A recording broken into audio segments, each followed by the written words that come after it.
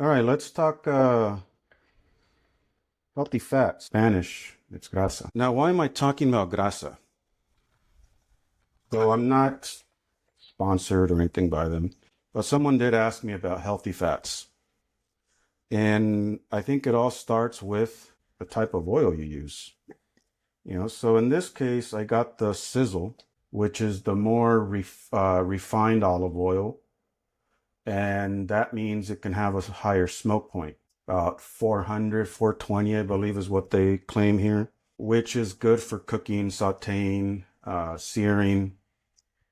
And if you ever go to Spain, or for those that have been out there, you notice that they cook everything with olive oil anywhere in the Mediterranean.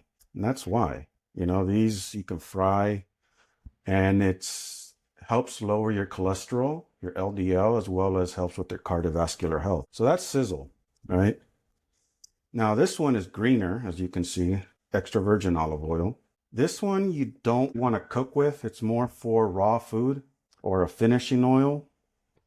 And I like to use it sometimes for vegetables, but very light. I start it with just low heat so it gets in there. It has this grassy arugula peppery taste. This may be a little bit pungent to you, so I would either try it out slowly or go taste it somewhere. Or if you want to, you can start with the Sizzle.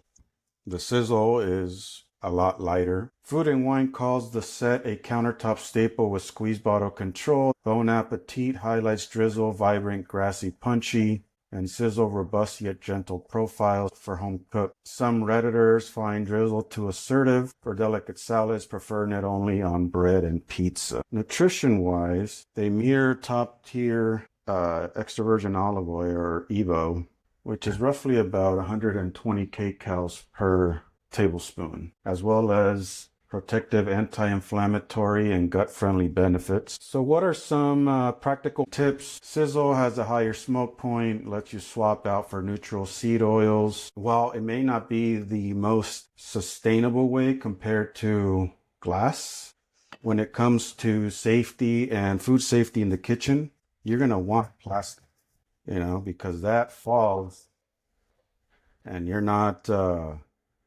as concerned that this will shatter and get into your food. The good thing is that they're refillable.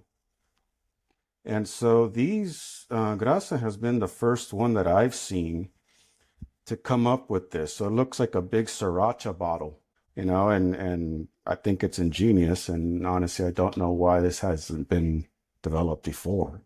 Because again, this is what, for those of us that cook in the kitchen, commercial kitchen, we know we use our lovely squeeze bottles. Points come from a single farm sourcing, recyclable PET bottles, aluminum refill cans. Overall sentiment skews to a strong 82% favorable among 2,300 reviews online, with convenience, taste, brand transparency as key drivers, while cost and plastic remain the main drags. So on the premium pricing, I think I got these for like $12, $13 a piece, but I got them again on sale. I think on their website, they sell the two for $37 or something like that. And do I think it's worth it? Yes. If you are into sustainability a lot, about trying to reduce plastic, take this as your investment. And then they have refillable cans now, which is great.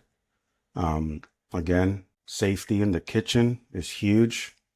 For those that have kids at home,